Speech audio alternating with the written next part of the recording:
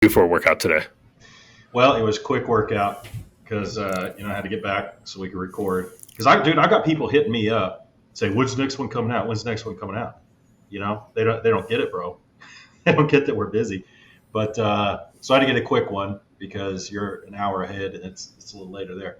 So I was like, well, my back's not that sore, so I'll work some back. And I just did some upright rows and some bent over rows with the barbell, and then went and did some like skull crushers, little triceps, and then some bent over rows. And dude, that was it.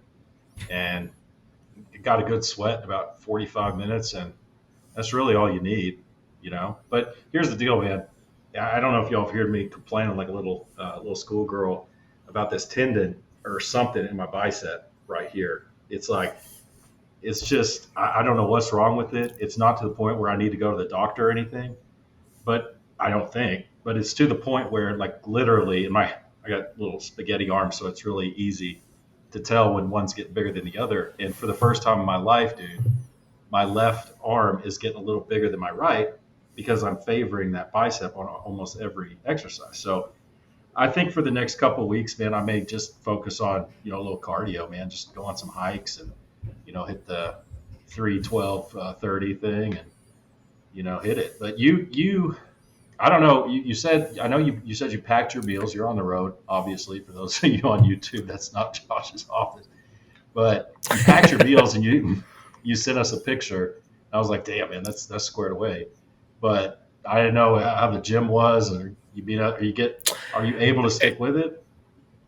Yeah, I mean it's a little hotel gym, right? So I mean, there's they've got dumbbells in there up to, I think this one's like up to 40 pounds. It's got one elliptical and one treadmill, and Oh, and then it's got like half of the what like the Bosu balls or whatever they call them.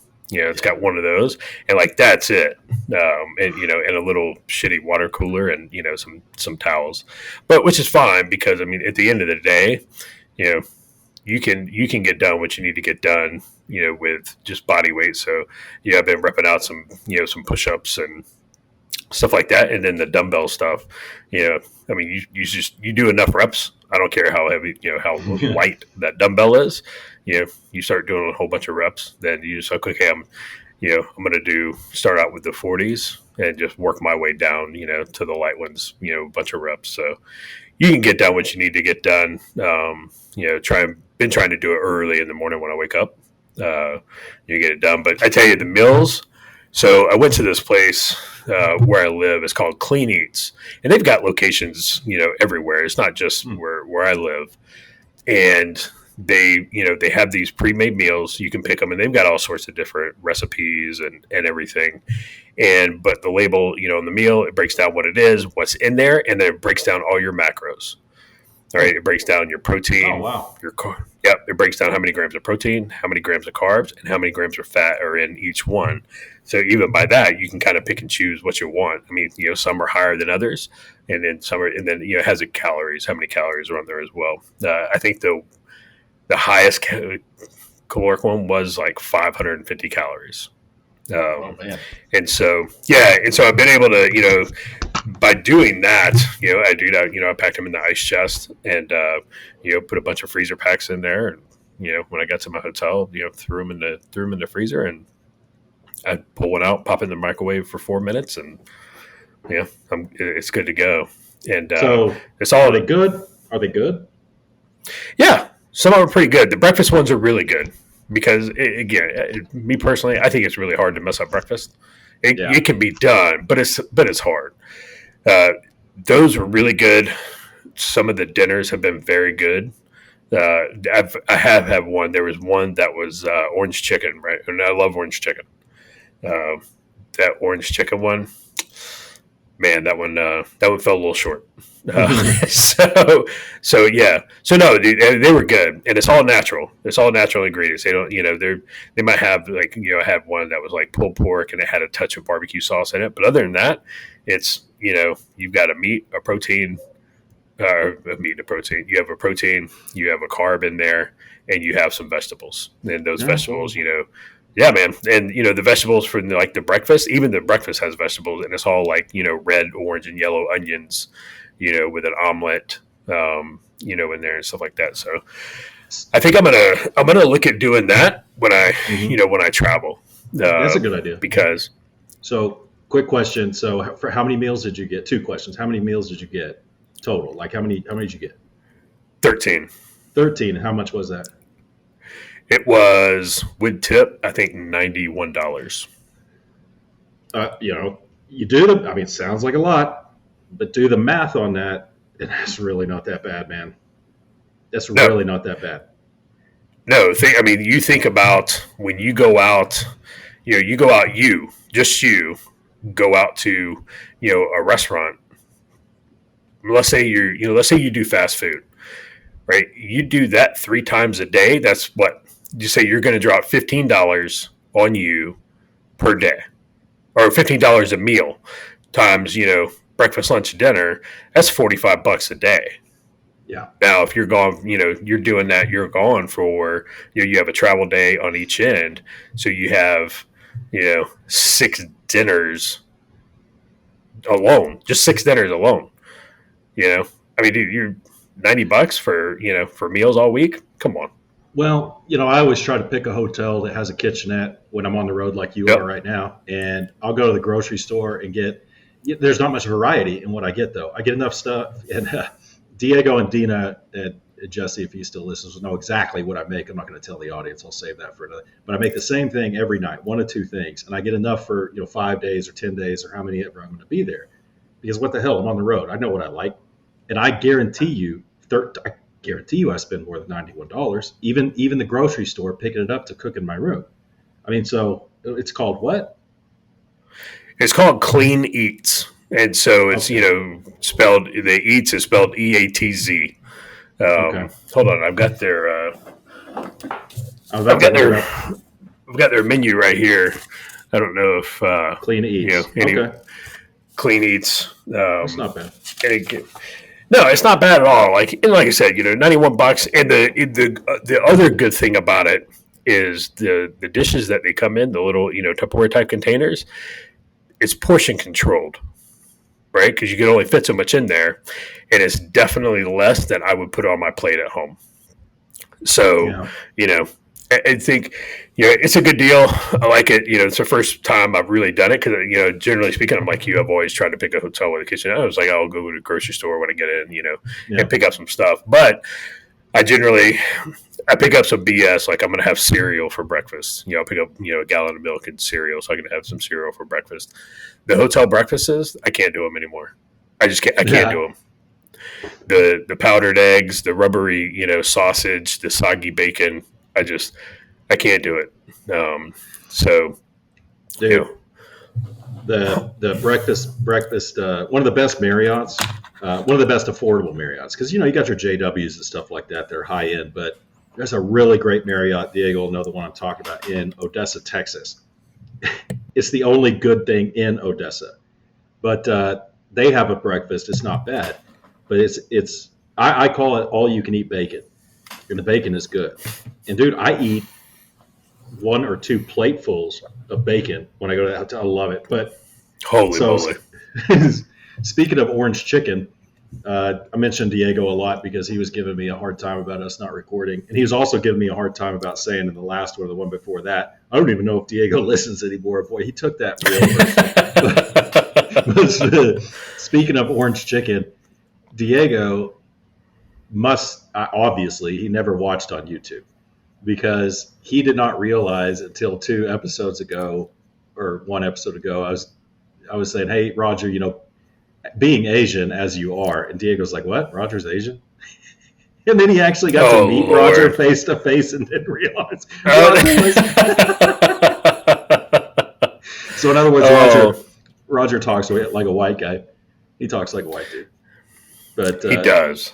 so I want to share this story with the audience because Robert still listens, and Robert is deployed right now, and he sent me a message late last night, early this morning, and I got it, when I woke up, and it was him with this other dude, and I should pull it up actually, but it's him with this other guy, and he goes, "Do you recognize this guy? This guy says he knows you." is what he said. Ha ha, small world. And I zoom in on the guy. I was like, I do know that guy. And the guy is a Slovenian intelligence officer I used to work with when I was over there for 4 years. Really good dude. Just a great guy. His name's Roman. And it's Robert and Roman overseas together, and it's like in a hostile environment. And I was just like, man, what a small world. Robert is my daughter's ex-boyfriend, but everything's amicable, and we still talk to Robert. We're still real close with him. But man, what a small world, dude. It's absolutely amazing. And I do, he's not supposed to say where he is, but when I saw the picture of him and Roman, I know exactly where they are, and so does Josh. But it's one of those, it's a secret, but it's not a secret. It's like opposite. Right. So I immediately, Josh, we talk about this all the time. It's like immediately I was like, oh, bro, if you're allowed to go off the base, you need to go to the shawarma place there. And I think you said it was Mr. Chicks. I can never remember the name. You said Mr. Chicks? Yep, Mr. Chicks. Yeah. And see, we're still abiding by OPSEC, because look up Mr. Chicks anywhere in the world. There's a few of them, and none of them that show up on Google Earth are in the place that we were at. But dude, best shawarma in the world. And I told Robert, I was like, I could drive you there right now, but I'm having a hard time map tracking to it.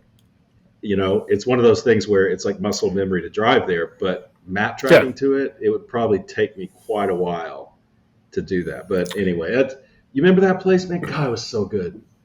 Yeah. Dude, it was amazing because they put the fries inside the shawarma wrap too. It was, if you asked him to, dude, it was the best. Hey, Robert, if Robert's listening, when this comes out, hey man, I know right where it is. I can map track you right to it. You can? If you want to, yeah. Well, shit. I know right, dude. I know right where it is. Well, if you have some time tomorrow, which you won't, you won't have any time tomorrow. But on your way back, well, you won't be able to do that too either because you're driving. But maybe, dude, I can do it. I mean, it's a quick screenshot. Okay, just send me a pin or something, man. I'll send that to him. And he's like, well, I don't know if it's a long way off base. I may not be able to. And I was like, just ask around, bro. Just ask around. You know what I'm talking about. It's like ask around, bro. Anybody that has been where they're at for more than like a day or two, tell you right now, they know about Mr. Chicks. And you say, hey man, I need some Mr. Chicks shawarma. I got cash. They will go get you some Mr. Chicks shawarma, and you will. And they'll be happy to do it. Yeah, they'll be happy to do it. And tell them, be like, hey, here, get you some too, because they're probably going to get them some regardless. It truly is the best shawarma. Here's a tip for Robert if he's listening. It's like, find the guys who look cool. You know what I'm saying? Who look a little bit different than everybody else, that everyone's afraid to approach, and maybe find a very genteel way to approach them and say, hey, I've got a couple of guys a little bit older in their late 40s who were over here in, what was that, 2016, 17, 18? Yeah. 17, 18. And, they told me that I have to try Mr. Chicks. Do you guys know what that is? And they'll either be dicks, but they'll probably be cool. And, just for old time's sake, and maybe you could say they were part of your unit or whatever. And maybe they'll hook you up, dude. But it would just be so terrible to be in that place and not have Mr. Chicks. Yeah, it truly would be. I mean, it truly would be a waste, if he didn't get that while he was there, and then get some gelato. Like it truly would be. It truly would be a waste. I'll send you a pin of where it's at, and you can get that to Robert. Yeah. Too easy. Yeah, man. Can you believe it? I mean, whatever. I'm not even going to go there. I'm not going to go there out of respect for Robert and all that stuff. I'm not even going to get into it. But you probably know what I was going to talk about. The fact that he's when you sent that picture, it was crazy because I mean, what are the odds of somebody you worked with in Slovenia bumping into your daughter's ex-boyfriend, where they're at, Like, I mean, it's just not. And then, them meeting each other and then them working out like, oh, hey, by the way, do you know this goon? And it's just, that's nuts. Yeah. I know how it happened because on Roman's uniform it says Slovenia on it, and I guarantee Robert knew I was over there for 4 years, and he's like, "Oh, hey, Slovenia, I've got a really good friend who's over there. Who was it? Oh, it was Luke. Oh." He said like the guy nearly, he got so happy and like teary eyed and stuff because we really got along with those guys, man. I mean, I know I always bitch about Europeans, but dude, the ones I worked with for the most part were pretty cool. But I got to tell you, man, one of these days, Josh, and this will be a teaser. One of these days, put a pin in this. Everybody's listening. I'm going to tell you about working with Canadian intelligence and how shitty they were. Like, it was just ridiculous. The nonsense that they pulled. The Canadians, whatever, so politically correct. So it was just ridiculous. And then we'll tell you a story about the French special forces. So we'll put a pin in that. And maybe talk about those later on, because the French special forces are no joke. But their mission over there was quite different than ours. Yeah, quite different. I didn't work with any regular big army, big red army, I guess it would be for the Canadians. The regular maple syrup. We had a couple of their intel dudes that sat in our space and worked, and those days were legit. They did a lot of the CEM stuff, and those dudes were legit. They were super cool, hard workers, like zero issues out of them. Okay, well then I'll get into it a little bit. So they had a whole team. they had a whole team over there where you and I were at the same time, and I was there with Joe. Remember Joe? Good Lord. You know what I'm talking about, Joe C. Yep. So I went to a meeting with Joe C. with the Canadians, and they had a whole team there, and they had some operators and everything. And basically, I won't tell the whole story now, but they were squared away. They did know what they were doing, but they got an order from on high to basically screw us. And yeah, it's like, dude, I know, when the whole thing went down and they told us their BS reason why they couldn't do what we wanted them to do, I was like, I probably should have just confronted them and said, look, man, I'm not an idiot. But they were treating us like idiots. But they got an order from on high to not do something, and like high. And they just decided to lie to us about it instead of telling the truth. And it's like, bro, we are a long way from your home. You can just tell me the truth. Just get one-on-one and tell me the truth. I don't know, man. I'd like to think I wouldn't do the same thing, but it was just disappointing because they were good guys right up until the point where they basically screwed us, because we could have done some really good stuff, and because they're so politically correct and they're higher government. Because Josh, you know the deal. When you're operating at that level, you have to have approval from pretty high to do certain things. And when they went in for approval, their upper said, yeah, no, you're not going to do that. It's exactly what happened. And whatever. So it is what it is, man. It's probably getting boring for a lot of people in the audience without getting into too many specifics. But I'll tell you one thing, Josh, I'm less and less concerned about getting into specifics these days. You know what I'm saying? But so anyway, so Josh and I are going to try something tonight where we're going to talk about a local issue, a state issue, and then maybe like a national issue. But we're not going to say the T word, right? The TRU. We're not going to talk about him. So it'll be anything but the Orange Man. So a local issue. I'm gonna start and get Josh's thoughts on it. So I think if you guys have been listening, you kind of were tracking my problem with the city council a few weeks ago, and since then the city council hasn't done itself any favors by winning the approval of the community, and which they don't need the approval of the community because they represent the community, but they should act as such, and they don't. They don't act like that. They're now that the community's all riled up and the homeowners association is riled up, they've kind of gone into their shell. So what's going on is there's a city council meeting not last night, the night before, and I went, and it was packed because people are now engaged with their community, which I love. Shout out to everybody in Ransom Canyon who was there, who actually listened to the show. I think there's a grand total of 0 that fit both those criteria. But anyway, so they talked about the new development, but few people got up and spoke. City Council did not address it. Now, I don't know why City Council chooses to be silent.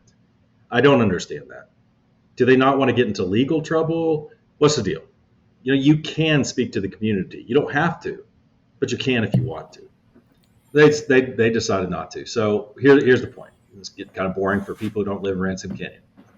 So our lake out here, we have a nice little lake at the bottom of the canyon. It's not huge, very small. But Josh, you know what happens to lakes over time. The silt builds up on the bottom, man-made lakes, I should say. Silt builds up on the bottom, and if you don't take care of that silt, eventually you will not have a lake. Well, this lake hasn't been dredged in 47 years that I know of, or that anybody can remember. Holy cow. So basically, about half of the lake is actually dying. It's dying. It's unhealthy as far as the lake goes. So it's not unhealthy to swim in or anything like that. But at one point in the lake, you can physically walk from one end to the other. That's not good. So a guy got up there, who's part of the conservation committee, and gave a nice long, presentation. It was very good about, hey, this needs to be done, and it ain't going to be cheap. But if we don't do it now, your grandkids will not enjoy this lake. So after his really great little presentation, City Council has an opportunity to address that, and they don't. They don't say anything. They don't say nothing. So another guy gets up there afterwards, and he talks about, they're talking about a $1.5 million grant that they're going to apply from Texas Parks and Wildlife to improve the park at the top of the canyon. Oh, City Council had a lot of questions about that. Positive type questions. We're going to get a $1.5 million grant, but we're also going to have to pitch in $1.7 million of our own money, the taxpayers' money. And I'm like, Josh, it sounds great. It sounds absolutely great to have a city park. But I don't know if you ever watch House Hunters or House Hunters International, you and your wife. Have you ever watched that Sometimes, show? Sometimes, yeah. So these people go into these houses. They're like, oh, look at this beautiful, tiny little deck. Isn't this a great spot? Every night I'll come out here and have my wine. Every morning I'll come out here, sit and have my coffee. Dude, you will do that maybe twice a year. It's why I hate dining rooms. It's why I hate formal dining rooms. It's like you will use that formal dining room twice a year. You will use that deck to go out and have your coffee in the morning, maybe once or twice a year. Same thing with the city park. Dude, it's great, but I'm telling you right now, people will not utilize it for the amount of money that we're going to put into it. Do I think it needs to be improved? Sure. But do I think it's as big a deal as dredging the lake so the lake can survive? Absolutely not. So I'm like, oh, but City Council cares about that because it's a bird in the hand, right? It's a bird in the hand that everybody likes. So then, and then they talk. And then some guy gets up there who's on the agenda to talk about. And I'm not talking smack on this guy, but dude, I just really don't care. He gave like a 30-minute presentation on pickleball, how great it is, and how we need to convert the tennis courts to pickleball courts. And I'm like, how is this possibly an issue? We got a development coming in here. We got a lake that's dying. Why are we talking about pickleball? And furthermore, Lubbock, the city of Lubbock, is building a lake probably about, I don't know, a mile and a half from here for drinking water. It's called Lake Number 7. And we're not sure if they're going to be able to cut off our water supply to the lake, runoff. We don't know. Right. And it's like, there are bigger fish to fry. Lake fish fry. There are bigger fish to fry than the park and the dang pickleball courts. That's all I'm saying, John. So that's kind of what's going on here. It's a little frustrating. You got to get your priorities in order, right? You got to think about your grandkids. You can't think about, and that's where I'm not an environmentalist, Josh, like I said, but I am a conservationist. I do realize that, especially with man-made stuff, you really have to take care of it, especially when water's involved, or you're going to lose it. So whatever. So that's kind of what's going on locally. You get more involved in your community, you start to see these things, and you start to, get more concerned with them. And so I'm happy I have the time to do that, but it does get a little frustrating. So number one, what do you think about all that stuff? Got anything to add? And number two, what's going on in your neck of the woods? Yeah, that's truly insane. But here's why I think anyway. The city council care more about that park than they do about dredging that lake, because that park, as soon as they said, "Hey, we're applying for a 1 point whatever $1 million grant," city saw dollar signs. They're like, "Oh, we can get some money." They're going to put some money into that park. They probably won't spend all of the money in that park, as you said. What, they already have another 1 point whatever million to put toward it. That's an expensive park. I hope I'm saying that right. I think I'm saying it wrong, Josh. I think the numbers are not in the millions. I think we may be talking about the hundreds of thousands. So I exaggerate a little bit on that because initially somebody said the millions, and that's kind of what stuck in my head. But I think that was a mistake. But still, hundreds of thousands of dollars for a city of 11, 1,200 people. Your point still rings true. Yeah, for sure.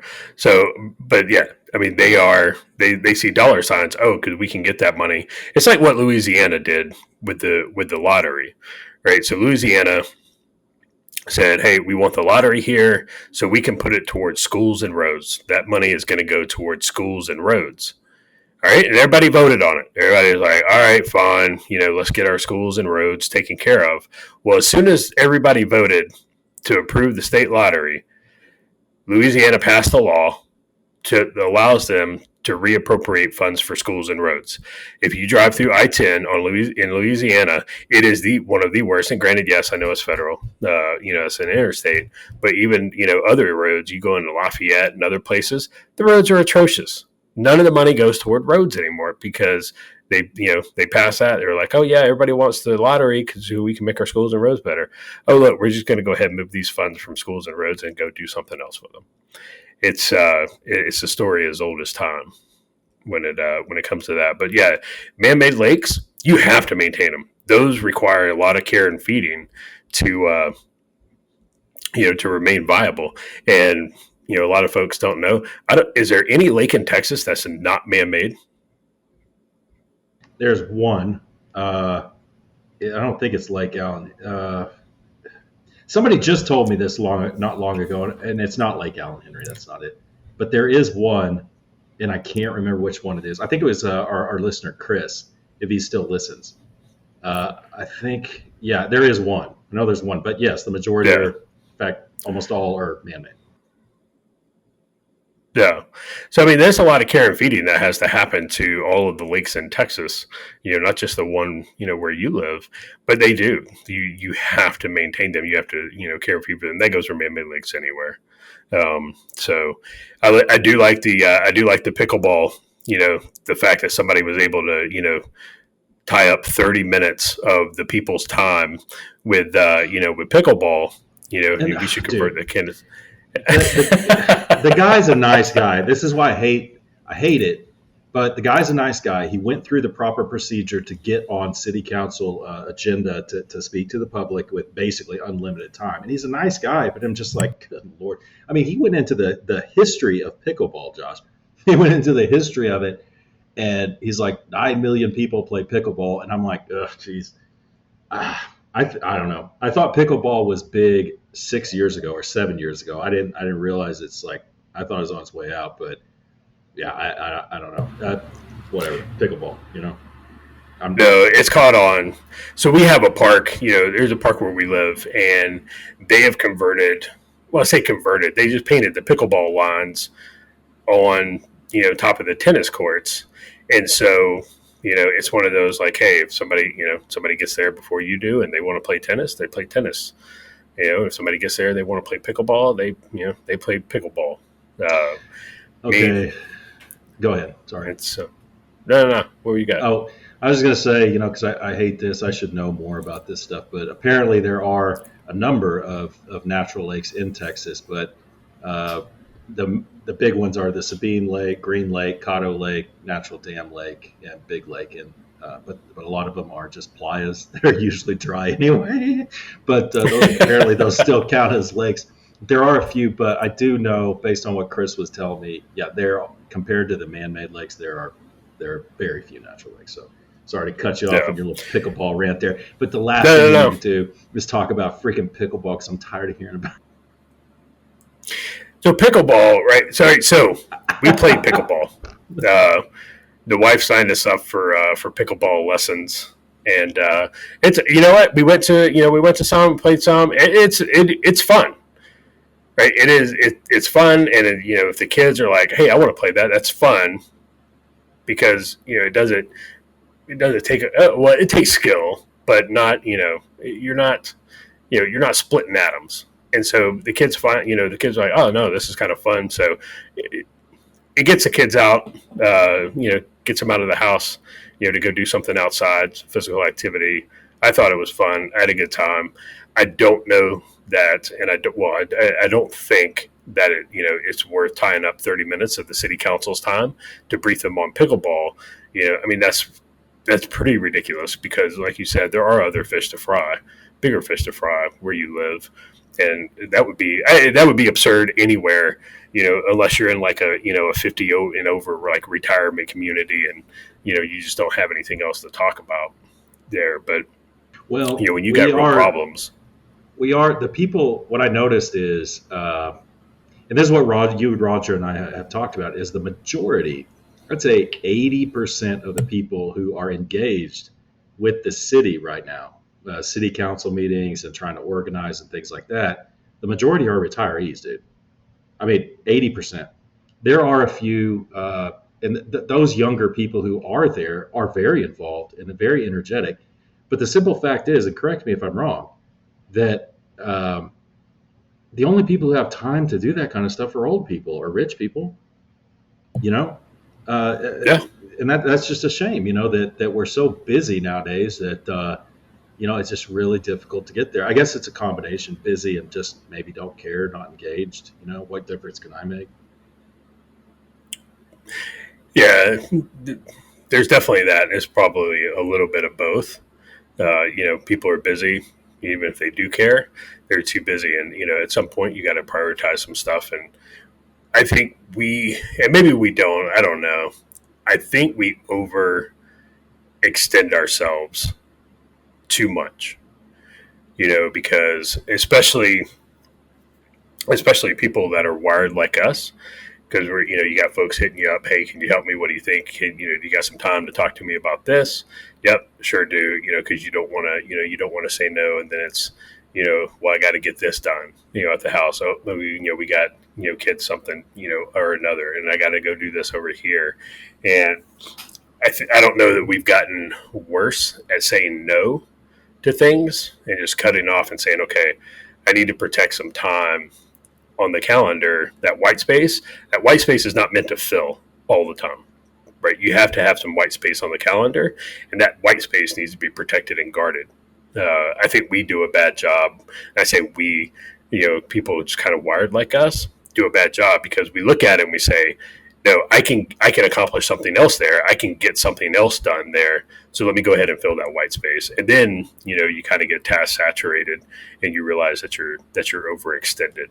That almost sounds like an intro to a chapter that would be in a book called Harder to Kill, to me. But what do I know? We have failed miserably at getting that thing up off the ground.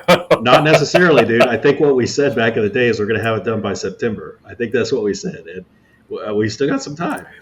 Still opportunity to excel. Well, let me bounce this off you. Give me a therapy session here based on what you just said, to piggyback on that. The way I look at it with city council, and I think I mentioned thoughts in my head of running for mayor, is in my mind I'm like, yeah, I should do it, and then I start thinking about what would that take out of me, and I start thinking, new job, I'm getting fully immersed in that. I feel like I really need to do a good job. Other stuff in my life, I'm trying to stay in shape, I'm trying to get everything together, looking forward to retirement, and I'm like, could I give this could I get, like, if I decided to run for mayor, could I give this 100%? And this is what I'm asking you. It's like, what I think in my mind and what dissuades me from doing it is, I don't think I could give it 100%. I don't think I could give it the attention that it needs. But then I look at, well, who's running for mayor now? Are they giving it the attention it needs? I don't know, man. I feel like if I'm going to do something, I need to be able to do it 100%. I need to be able to give it that time. And is that part of what you were talking about? Like, task saturation and, I don't know. You just said learning to say no. Is what I just described learning to say no, or do I need to like look at it differently? Well, I think it depends. 100%. Could you give it 100% of what you are right now? Yeah, I think you could, but it comes down to to what detriment. That's what it's going to come down to, because it was like I was explaining to some folks here very recently. They talked about multitasking. They're like, oh well, I'm multitask. I'm like, I don't think multitasking is a thing. I've been reading a lot on multitasking, and people are like, oh, I can do 5 things at once. It's like, no, you really can't. And so I'll use texting and driving, kind of, in the as an example. So reading some of these studies and stuff, when you're texting and driving, and I'm going to go ahead and tell you right now, like, I'm bad about it. Like, I think I've gotten better. I use voice to text more than, texting and driving, because back in the day, I mean, dude, you think about us being in a call sign. I mean, how many things were we doing in there while we're driving, 60 miles an hour? Scary. Like, it was not good. Like, it was legit not good. And the fact that, none of us, got seriously injured or seriously injured somebody else doing it, is nuts. Because we did a lot of crazy stuff. Anyway, so Well, go ahead, finish your thought. I'm sorry. I was going to say, so I was reading this stuff about multitasking, right? And they say you're actually not multitasking when you're doing that. When you are looking at your phone, or when you are texting, your brain is aware that you're driving. It's aware that you're traveling down the road, but it's not focused on it. Your brain is focused on what you're looking at. That's what your brain is focused on. It's aware of some of your surroundings, right? Because you can't be aware of everything in your in your surroundings, in your environment. Your brain just can't do that. It's not how your brain works.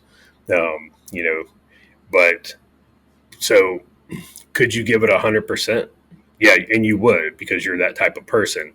But to what detriment? It would be detrimental to your health. It would be detrimental to your wife, your home relationships, friend relationships and stuff.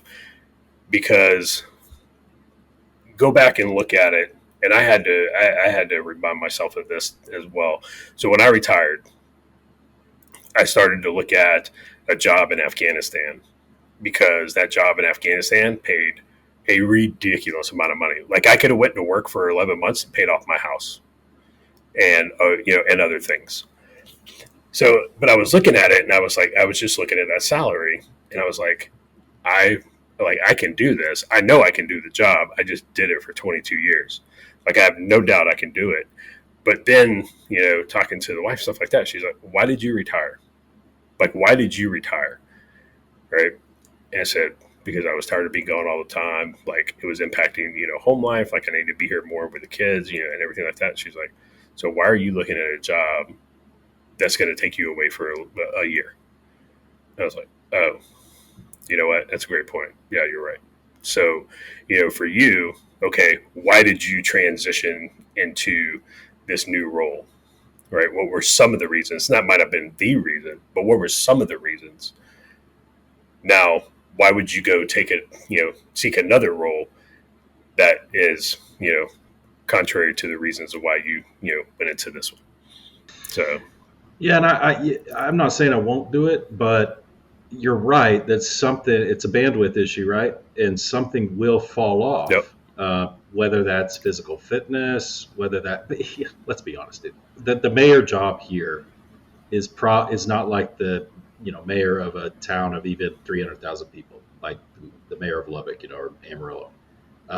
It wouldn't be that taxing, but I would want to give it, a relatively good amount of attention and take a lot of the onus off the city manager, who does everything now, and make a few decisions as mayor. And you'd really have to do that. And it would take something, but like you said, something has to fall off at that point. Now, good thing is I've got a lot of time to think about it. I've got a lot of time to measure. Starting a job, be it 2 weeks into it, you kind of don't know yet what it's going to look like. You have an idea, But yeah, we'll see. But yeah, you're right, and something will fall off for sure, and that's something that you've got to have a talk with your family about, and make sure that they're 100% into it and they're going to support it. It can't just be your decision, right?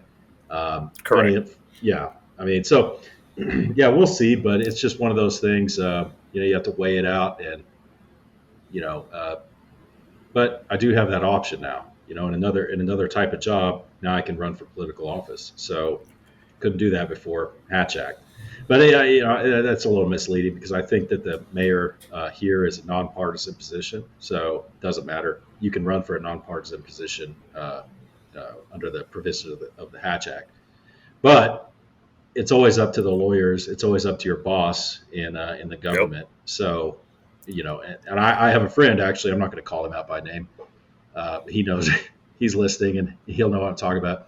His managers and bosses, he was going to run for either school board or city council. I don't remember which one it was, and he would have won, but he did the quote unquote right thing, and it was a nonpartisan position, I believe. And the managers and the supervisor said, no, it's not a good idea for you to do that. And the reason they gave him was BS. It was complete BS. But so he didn't do it, and he could have. Now, I don't have to deal with that shit anymore. Put it to you that way. Don't have to deal with that.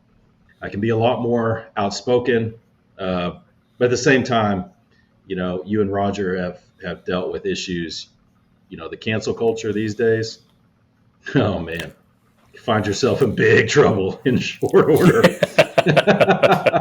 But Yeah. so so you were saying something when we were talking about this jank ass format that I came up with. Seems to be okay so far, but you were talking about a thing that happened locally that Yeah. is just interesting is not the right word, but I'm going to let you go off. Yeah. So one last comment. One last comment on your run for mayor of Kingstown. You're right. It's not just your decision, because that would be something like, your wife would, and you get into the mayor's office, then it's not just you. Like, now your wife's under a microscope. Everything's under a microscope. Everywhere she goes, even if you're not with her at the time, like, she has to be switched on point, everything she says, everything she does, because you're right, the cancel culture is real, and there are people out there that are going to hate you just because you're you, and they're going to be, they're always going to be looking for a way to to burn Rome down. So yeah, so local in my news, my my wife she sent out a picture in our family text group, and she was like, what is going on?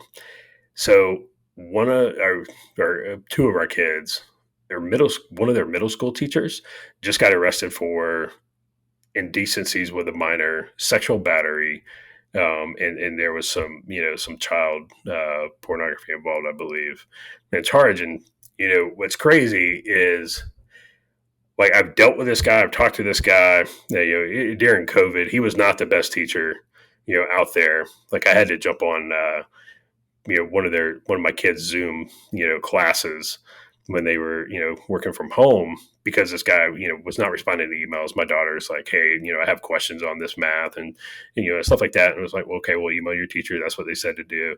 We'll see what shakes out.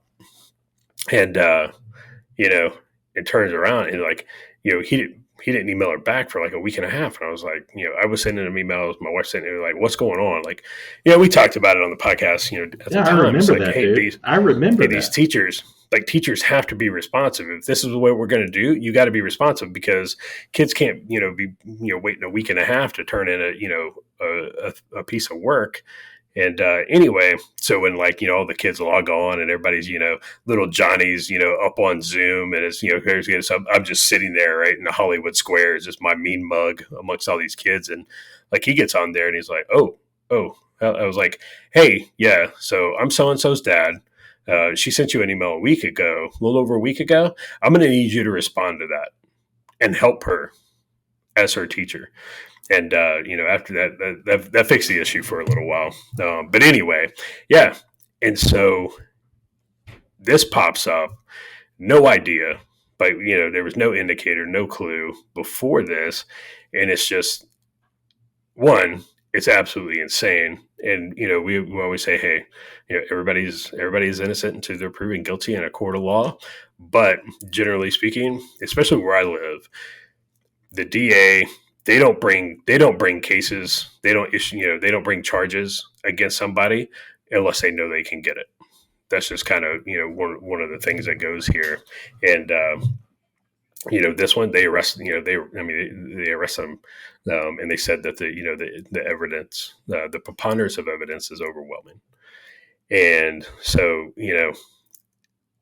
I would say to people out there, you got to be involved. I mean, we're involved with our kids, we're involved with their teachers, their schools, but even this, we didn't see it, we didn't notice it. And you're just, I don't know if we're seeing more and more of it because it's becoming more prevalent these days, or part of it is because we live in a connected world, or what, or this is what makes news, so this is what's hitting the news now, and it's always been going on. But it seems like there's more and more of these cases occurring, than not. So I can't wait till our kids are out of school, out of public schools, and away from having to hang out with teachers for however many hours a day, they can get out. Because I don't like now, we're going to have a field trip here. We're doing field trips, overnight field trips, go to DC for a couple of days, stuff like that.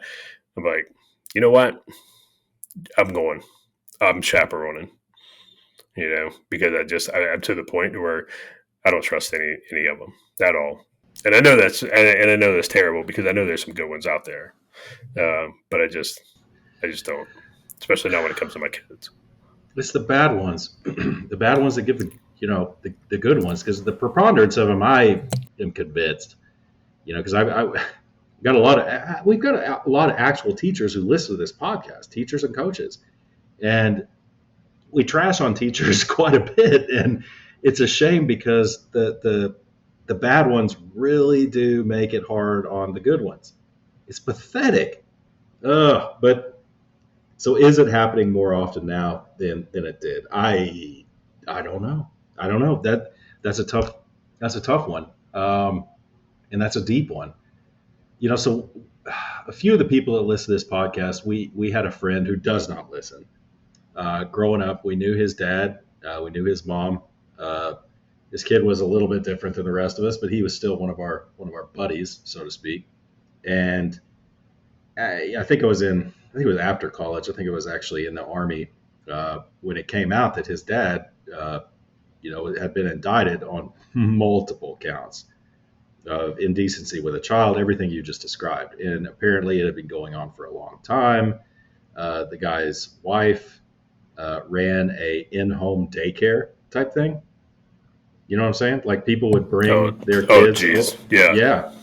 So it had been going on for quite some time. And it's just like, what the hell? And that's one of those things where they live among us, right? And it's like that. I don't know if I think I told you guys that Ted Bundy movie on Netflix, the one with, what's his name, Zac Efron. Holy cow. Yeah. And you start reading about Ted Bundy and what went on with him. True psychopath, who would pass a lie detector test when they asked him, have you murdered anyone? He'd say, absolutely not. And he would pass because he does not truly believe it in his own mind. And people like that live among us. And how many, look up, if you don't believe me, look up for yourself. We all want to believe that, and the police are great. We're not trashing the police or anything, but how many murders go unsolved? Newsflash, the vast majority of murders in the United States for time immemorial have gone unsolved. There are murderers that live among us who think about it quite a bit. There are sexual deviants that live among us who think about it quite a bit. And Josh, I don't know the answer to your question as to whether it's happening more or less. It seems like it's happening more, but you brought up some good points on why it may seem that way. But I don't want to get too far into the transgender thing, but we've said on this podcast repeatedly, the next step in this thing is well, we need to normalize, or normalize sex with minors. And it's just, man, it's so sick. And to imagine, I can't even imagine the feeling you must have had when you realized, when you saw this happen and my daughters were around this guy. I mean, Yeah. did murderous rage go through your mind at all? Oh yeah. Like dude, I was stunned, and I was stunned, and there was that moment of, I wonder if I can get back home in time. I can fix this. But he's he's he's safely well, I'll say safely. He's tucked away in in jail right now, waiting trial. I don't think they released him on bond, and so he's probably not that safe once his cellie figures out what he's in there for. Hey man, the problem might just take care of itself. I was if he going is to make indeed it guilty. I don't want to say anything that could in the future be used against me in a court of law, but I will say this. Jeffrey Dahmer got murdered in prison. There's a reason why they put child molesters and stuff like that. They don't put them in general population. There's a reason for that. And it ain't just because everyone in prison, or not everyone, but a lot of people in prison do not stand for that. It's like, oh, you're a chomo, yeah, you're going down. It's not just that. People have money, people have means. You saw that, Joran von Sloot, the guy that killed Natalie Holloway. Natalie Holloway, yep. Yeah, that dude's been attacked numerous times. Natalie Holloway's family has means. I'm sure you can develop connections. You can reach out and touch someone while they're in prison. Put it to you that way. Oh, 100%. So it's like, hey man, people in prison are looking to make money just like anybody else. If you got a life sentence, so what? You kill a guy, you set up your baby mama and maybe your couple of kids that are outside. I mean, what the hell? I guarantee. That's right. Hey man. See, I don't want to incriminate myself if anything ever happens, but if something like that happens, what the hell? I'll go to prison. I'm almost 50 years old, dude. I mean, I'd miss my wife. But the way I understand it is they give conjugal visits when you're in prison if you're a good inmate. So I think my wife. But I'm saying, I guarantee you, I can figure out a way to reach out and touch somebody if they're in prison. How about that? Yeah. No, that's very true. And I think the conjugal visit thing. Yeah, I mean, as long as you're cool with the guards and stuff like that, it'd be like, hey man, I just I need 3 minutes tops, right? 2 to 3 minutes. That's all I need. Tops. I think that I don't know. I don't think there are many female listeners of this podcast at all. But isn't it funny how this kind of stuff goes through our heads? I think about this stuff. I'm like, if I was in prison, Yep. Yeah. I explained to somebody the other day. So we're going down a rabbit hole here, but we're not even an hour in yet. So what the hell? So I told you guys. I think I told you guys. Yeah, I was trying to make some fire starters. Little with shredded paper because I have a ton of it. And I'm like, there's something I can do with this. Oh, fire starters. So I went on the interwebs and I was like, okay, how can I do this? And I followed one recipe that somebody posted. Did not work. And I was explaining this to a colleague that I have now, and she was like, so why are you doing this? She has a boyfriend, partner, whatever. She goes, my boyfriend does that too. I don't understand what goes through you guys' heads. And I'm like, don't you realize that deep down, every man's dream is to be the Omega Man, or what was the movie with Will Smith? Omega Man and I Am Legend. I Am Legend, where he's in New York. That's all of our dreams. That's our dream. I'm the last man on earth, and that's it. That's our dream. And I can't explain that to women, but I don't think I've ever met a man's man, a real man, that didn't think about that. It's like, last man on earth. Doesn't sound so bad. So it's like, yeah, I mean, I love that. We think about different things than women, 100%. And I don't know of any, man's man who doesn't sit there and say and think about, like, I wonder how I can more efficiently create something that will start a fire, but can don't. I mean, I think, dude, if you're a man's man, like you've thought about that at some point, Yeah. and you think about that, you think about that stuff often. It's funny. So, I was telling you, I don't know if I told this or not. So our oldest, she when she turned 18, she graduated high school and everything. And when she graduated, she had a bunch of friends over to the house, and they were hanging out, this, that, and the other, and they wanted a fire. And I was like, okay, well, it's like 80 something degrees outside, but if you want a fire out, in our fire pit in the backyard, hey, I'll build you. I'll go out there and put a fire together real quick. So I'm out there, and so I use fat lighter to make a fire. And for the listeners who might not know what fat lighter is, basically it's pine. It's pine tree. A piece of a pine tree. When a pine tree dies, the sap inside the pine tree hardens, and it is very flammable. So you go and you cut up your little pieces of kindling, and you use that to start the fire. And then you can use whatever type of wood you're going to use to get your fire. You keep your fire going. But so I'm out there and I'm talking to these kids. There's some boys standing around, and you can tell they're some of them are jocks and some of them are not jocks and stuff like that. They're standing around, and I'm like, hey, which one of y'all knows how to make a fire? And they're all like, I was like, okay, one, dads out there, get it together. You need to teach your sons how to make a fire. That doesn't involve gasoline. And, two is like, okay, well, this is how you make a fire. And showed them, hey, the log cabin method is superior to the TP method, type stuff. And, talk to them about fat lighter. It's like, get yourself some fat lighter. They're like, oh, well, you can use, what are some other things? Well, you can use dryer lint. Everybody has dryer lint. Go pull that out. Every time you clean out your lint trap in your dryer, pull it out, throw it in a Ziploc bag. You put a lighter to that stuff or a match, that stuff goes right up. It's a great fire starter. But yeah, it's just we have different, we definitely have different thoughts. I think about, I always think I was born 150 years too late, because I think about man, I wonder how I would have made, I wonder how I would have handled, doing the Oregon Trail in a wagon. Oh, I would have done this and I would have done that, and you start thinking about it, and start talking to the wife, like, hey, what do you think about, how will we do? And she's just looking at me. She's like, what's wrong with you? I'm like, this is how my brain works. So yeah, no, man, that's what guys think about. So that's some of the things that guys think about. So Yeah, my wife was complaining the other night. We were driving down the road. Lubbock has notoriously awful roads. It's very bumpy, and if unless you've got that old school Cadillac suspension, you're going to feel those bumps. I like feeling the bumps. I do. I like a nice tight suspension and feeling the road. My wife does not.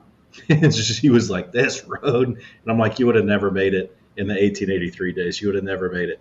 And I don't necessarily agree with that. She can be tough when she wants to be, but she also, if you can be comfortable, just be comfortable. And that's what it sounds like your wife and my wife, are a lot alike. It's like, dude, you can be comfortable, just be comfortable.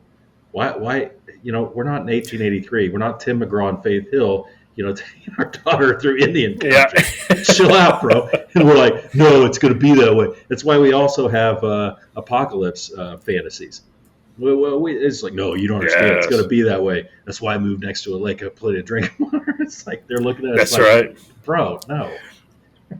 A friend of mine tells a story when COVID started, and everybody was freaking out, and everybody was buying up all the masks and everything like that. He tells a story. He had some neighbors who were elderly, and they were already, in bad health and stuff like that. And, his wife was saying, oh, I really wish we would have had, we had, some extra masks for him and blah, blah. And he was like, oh, okay, be right back. And he goes down in his basement, to his little man cave, blah, blah. And he comes back up, and he has a box of N95 masks, right?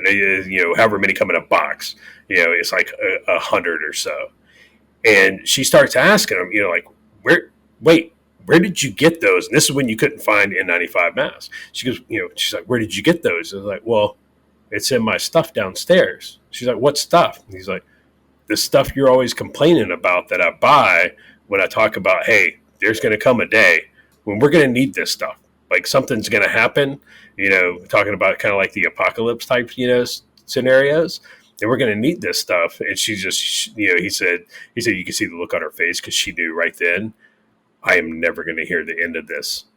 Like he's going to go buy more prepping stuff and I'm not going to be able to say no, or I'm not going to be able to say anything about it because it was just like, oh, we need in that. Okay, hold on, we'll be right back. Yeah, it's like, dude, hey, I need 6 months of dehydrated food. Okay, hold on, be right back. So dude, we had a nest of swallows. We have a nest of swallows, and swallows per year. This is the time of year they have about 3. What do you call 3 litters? I don't know what birds call them.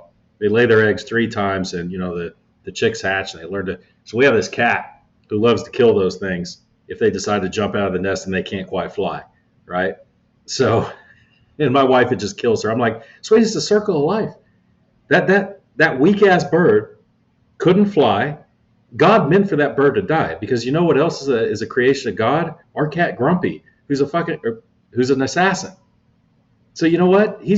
It's a circle of life. And she doesn't get it, Well, she gets it, but her heart gets in the way, because it's a cute little bird, right? If it was a cute little scorpion, it'd be a different story, right? But a bird's cute enough to, garner her attention on Darwin. But so yeah. Anyway, how cute does something need to be before you don't want it to die? Exactly. Thank you, Tyler. Oh, what's the Yellowstone guy's name? Taylor. Creator of Yellowstone. I can't remember. No, I remember Tyler Sheridan. Taylor Sheridan. Taylor Sheridan. John Dutton said it, but Taylor Sheridan wrote it. But anyway, so one of those birds falls out of the nest, and Grumpy's about to get it. So excuse me half a second. Grumpy's about to get it, and I'm like, I want to put this bird back in its nest. We'll give it another chance. I'll play God for the day.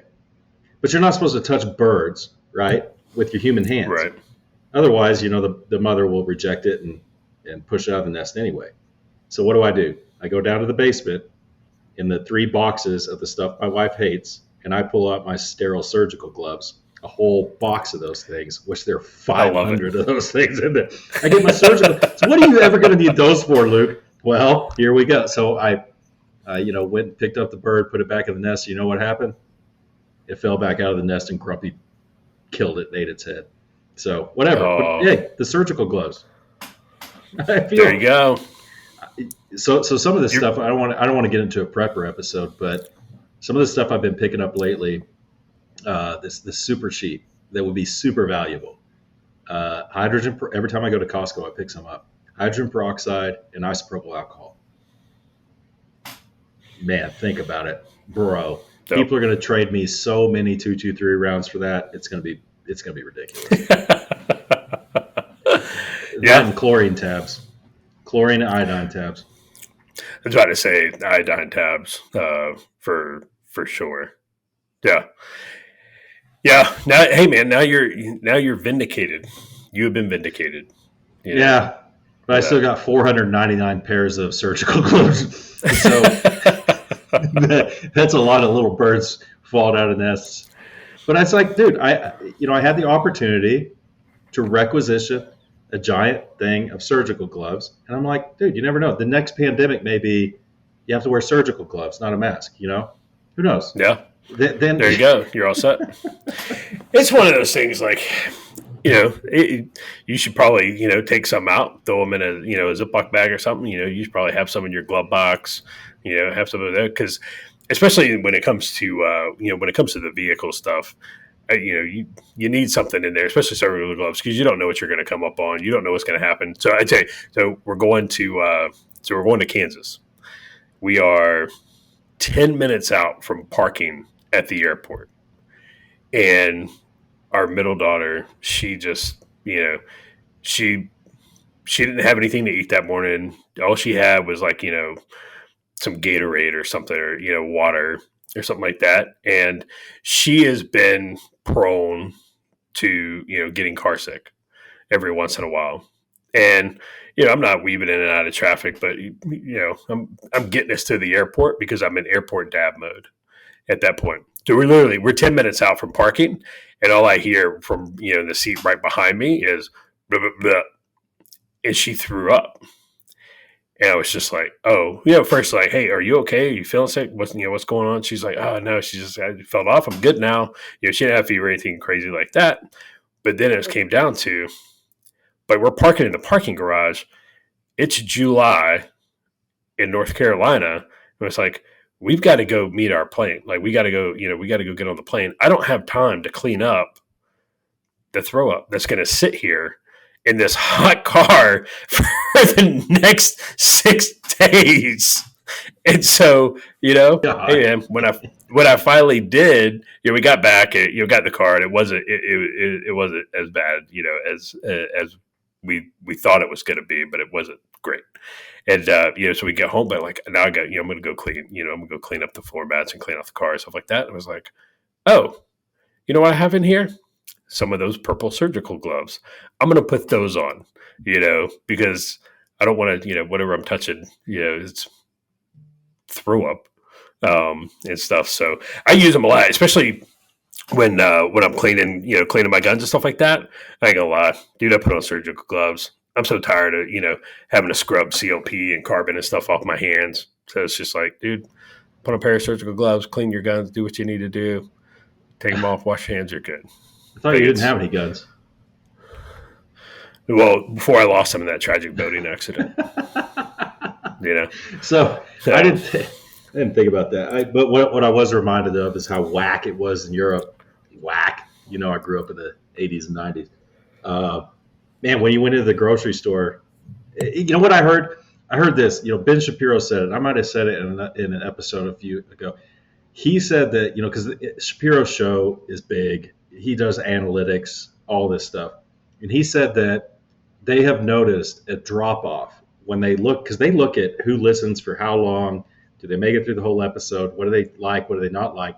And he said that they have noticed a marked drop-off when they say anything about COVID, people stop listening. They don't want to hear about it. They don't want to talk about it, nothing. So we're going to lose one of our 3 listeners when I bring this up. But it was so whack in Europe at the height of COVID that when you walked into the grocery store with your paper mask on, you had to put on gloves, not surgical gloves, but they had gloves at the front.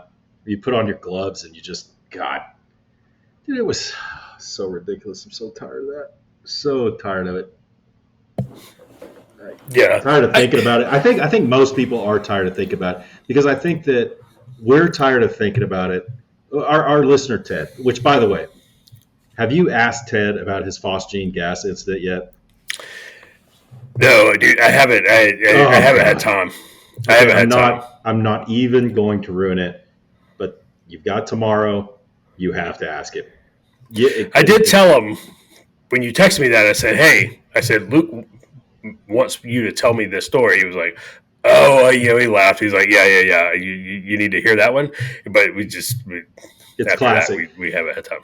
But back to the COVID thing. I think that Ted, people like Ted and me and you and Roger, we're tired of thinking about it because we lost so much faith. It's just depressing, even recalling what happened. The other side, I believe, deep down, are so ashamed of how they acted. The everything is staring them right in the face. They don't want to think about it either. They don't want to think about hey, do you like to think about that time in high school you did something really stupid? No, you block that out of your head.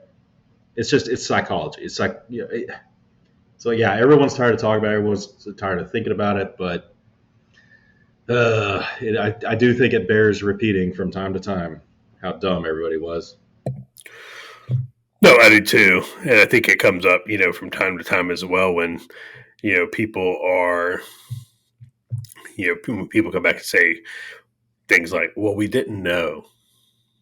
I mean, it's fine. It's in the past now. It's fine. It's like, it draws no, it's not, you just can't wash this away with, oh, well, we didn't know. So it's fine. That justified our actions. It's like, no, you people lost their livelihoods. People were fired from jobs. People were publicly, basically, theoretically tarred and feathered. Like, no, people had scarlet letters, pinned on. Like, no, this isn't. You just don't get to wash this away by like, oh, well, we didn't know what we were dealing with, you know. But at the same time, it was the same people who were saying, well, when the Spanish flu happened, this is what, this is the same. It's basically the same thing. And this, grr, grr, grr, grr, grr, grr. And it's like, okay, well, you either didn't know or you did. Yeah. So, but you knew, and you use that, they use that for themselves so they can sleep at night. Yeah. Yeah, 100%.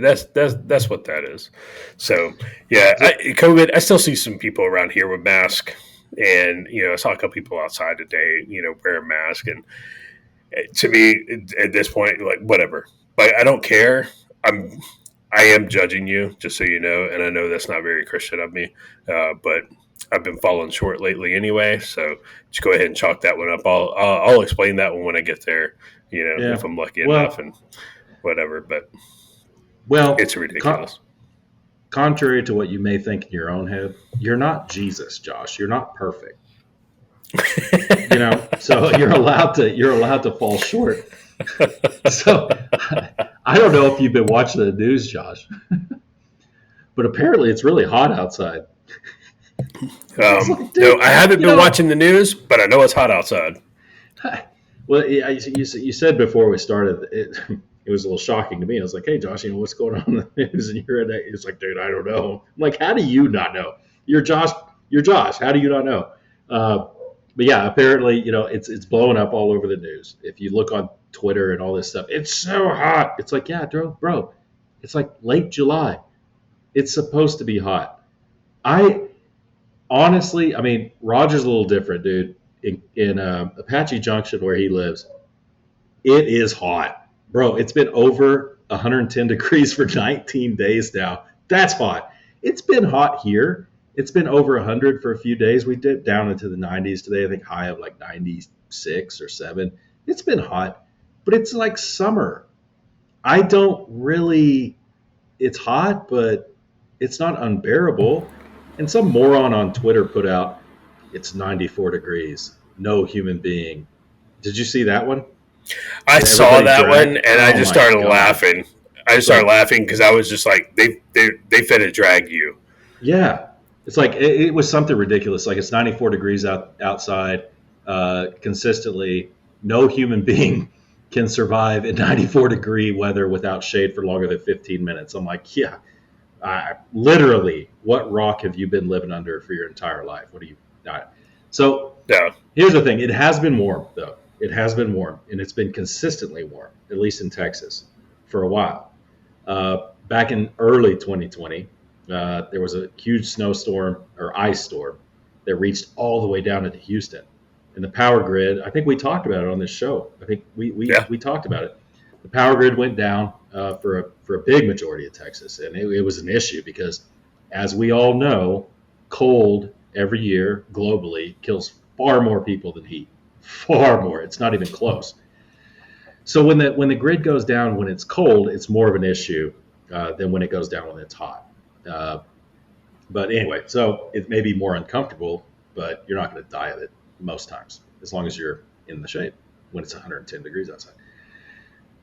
But my thing is, last summer, I believe, or maybe it was the summer before that, it was a hot summer as well, and the Texas grid was, I guess, still kind of recovering from the 2020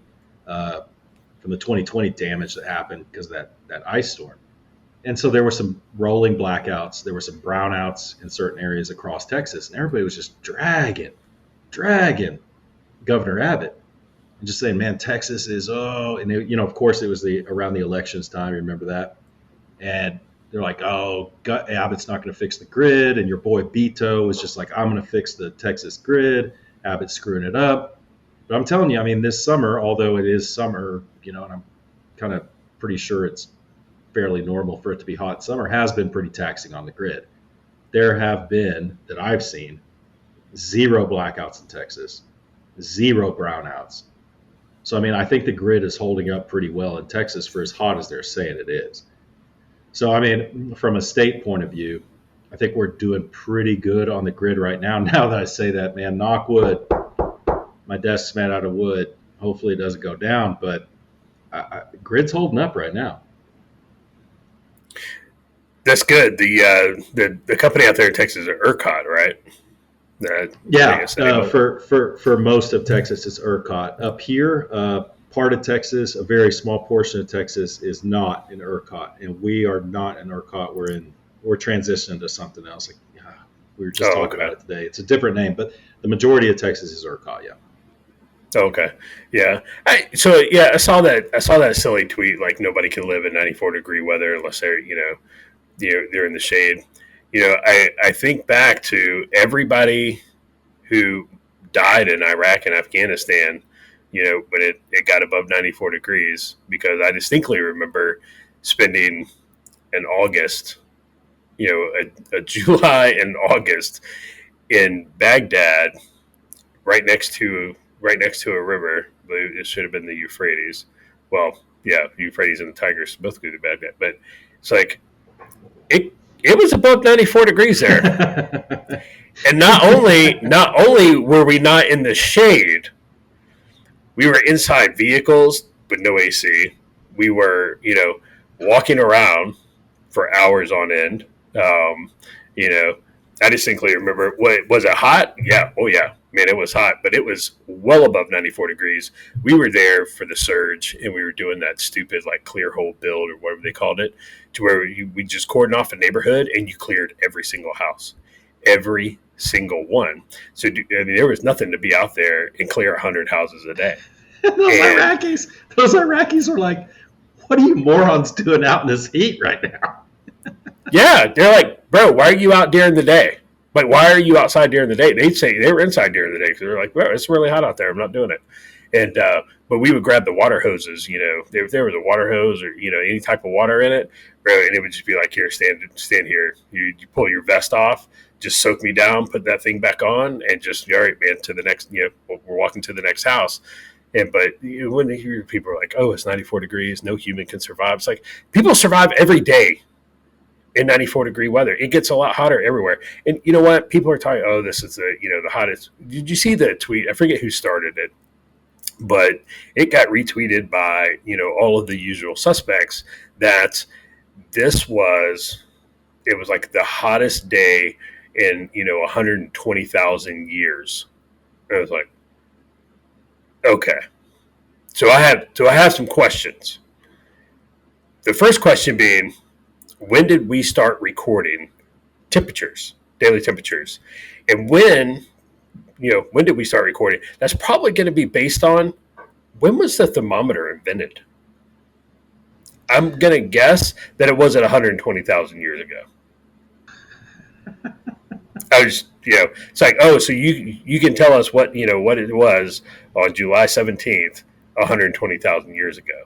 Yeah, from core samples, Josh, from core samples, don't you know?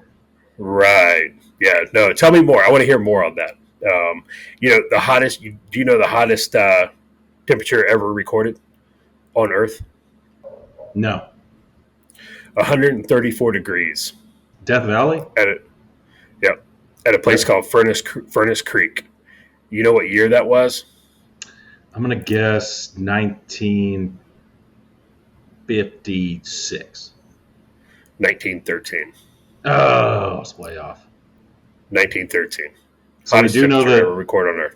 We do know the thermometer was invented at least by 1913. At least by 1913. I don't know if it was 120,000 years before that, but at least by 1913. But it's crazy because there's been hotter months. There's been hotter Julys on record. But for some reason, like you said, people are like, it's the hottest month. It's like, no, it's not actually. And yes, it's July. It's the end. It's mid getting into July. And guess what? At the beginning of next month, it's going to be hot too. Well, in places that it's normally hot. It's an easy story to run with because as human beings, the Nobel Prize winning playwright David Mamet, he says the easiest thing, if you want to look for drama, like Shakespearean drama, and the drama that Aristotle, lined out in the Poetics, the easiest thing, every human being dramatizes the weather. We all do it. Every one of us. It was raining so hard. Oh, you wouldn't have believed the size of the hail. It was softball size hail. Oh, it's so hot today that, dude, it's so easy to dramatize. If it's a slow news day, just talk about how hot it is outside because everybody's feeling the heat. Everybody's sweating a little bit. Is it a little uncomfortable? Sure. But it's just so easy to dramatize. It's an easy news story to run with, especially if you have a No, week of really hot weather across the majority of the United States. It is what it is, dude. I whatever. It's hot. So what? yeah.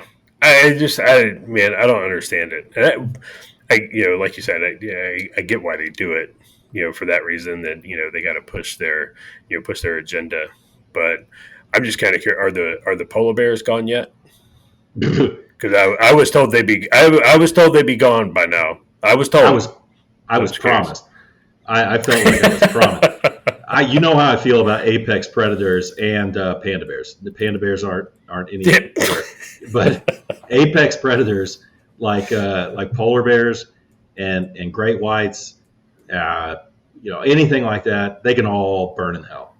Every one of them. Polar bears are cute. I get that, but dude, polar bears are freaking vicious. They're vicious. They're like tigers.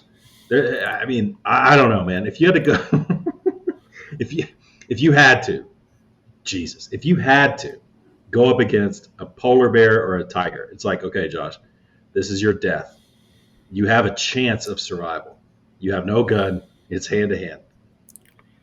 I don't know. I think I'd go against a tiger, so I think it'd kill me quicker. I think both would kill me, but I think I'd go against the tiger, man. Because a polar bear, that thing is freaking huge. At least I have a better size advantage to the tiger. Yeah, I think I picked the tiger. Are we talking full grown tiger or baby Oh yeah, tiger? yeah. Full grown for sure. Full grown tiger. Yeah, I think I would take the tiger because I do. You. I'm not going to say you don't have a chance against either one of them because I'm never going to say never. Uh, but you have probably less of a chance against a polar bear than you do the Yeah, tiger. Um, because I think it's because of the weight, right? Because just the sheer size. I I don't mean, know. I mean, tiger. a full grown tiger is big. Yeah, a full grown tiger is big, and I think now I'm leaning closer to the polar bear, but it's a strange comment. I bet you that the size to strength ratio is higher on a tiger than it is on a polar bear because a tiger is a feline, Possibly. and those things are freaking deadly. Size to strength Yeah. ratio or weight to strength, whatever they call it. I don't know, man, Yeah. but either way, both of them can burn in hell, dude. People want to get all upset about people killing tigers and lions and polar bears, whatever, dude. No way, because like Joe Rogan says, dude, we were subjugated by jungle cats as a human species forever. For the majority of our existence as human beings, we were scared to death of jungle cats and apex predators. It's why we developed the limbic system and all that stuff. It's part of why we function the way we do, is because, dude, these things were hunting us for so long. Now we've got the upper hand and we're going to give them a break, man. F them. No way. Mm-mm. And panda bears, too. You have an unhealthy hate for panda bears, but it's I don't know what hilarious. that is, man. I don't know what that is.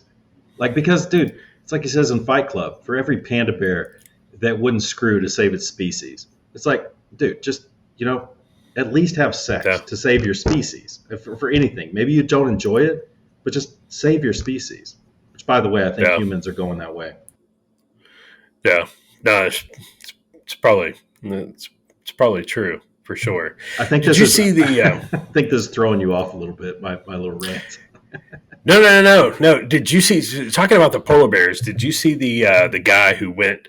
He went up, into the Arctic, and I can't remember if he was, up in Alaska or Canada, or if he was over in, on the Labrador coast or wherever. The location doesn't matter, but he has like this big like plexiglass dome that he's able to, kind of live in, for a couple of days at a time. And he set it out in the, they hooked him up. They set him out in the middle, of polar bear country. And these polar bears show up. And anybody, people are like, oh, polar bears are so cute. They're on the Coca-Cola cans, anything like that. Dude, these polar bears went straight berserker mode trying to get that dude out of there.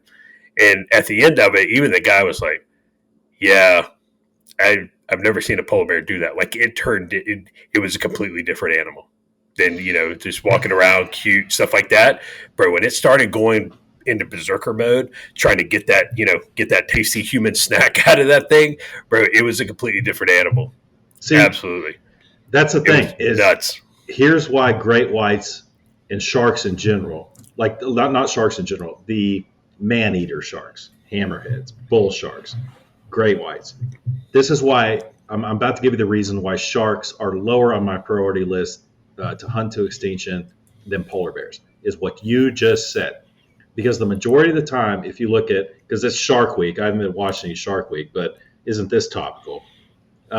When a shark attacks a human and kills a human, a man-eater shark, it's usually a mistake. Because Yep. sharks' prehistoric brains are like, that looks like a wounded seal. Because as I've said before, even Michael Phelps at his peak swimming in the ocean as fast as he can looks like a wounded seal to a shark. Because that's how pathetic we are at swimming compared to seals. So the shark will think it's a wounded seal. Usually it'll bite down on a human and realize, yeah, I mean, just in an instant, their little primitive brain realizes the fat and protein to bone ratio here is not worth me eating this thing. So they go away. It's like, okay, I made a mistake. I'm going to go hunt something with a little more fat and meat on it compared to bones. Because it takes too much energy to digest all those bones. Because sharks aren't out there hunting men, right? Or hunting people. They're hunting fat seals, is what they're hunting. Polar bears, like you just said, they don't give an F. Because it's a harsh environment up there. Up there, I mean, seals are a little bit harder for polar bears to catch. You know what I'm saying? They are going Yep. to kill you, and they are going to eat everything. Everything. So it's like, yeah, dude, when the shark attacks me, it was a mistake. Hey, bro, I get it. You're still gonna die, but I get it. You're bad. Polar bear, no. They're gonna eat your eyeballs. They're gonna eat your private parts. They're gonna eat out your butt. All that stuff. No, man, polar bears can burn in hell next to panda bears. Yeah.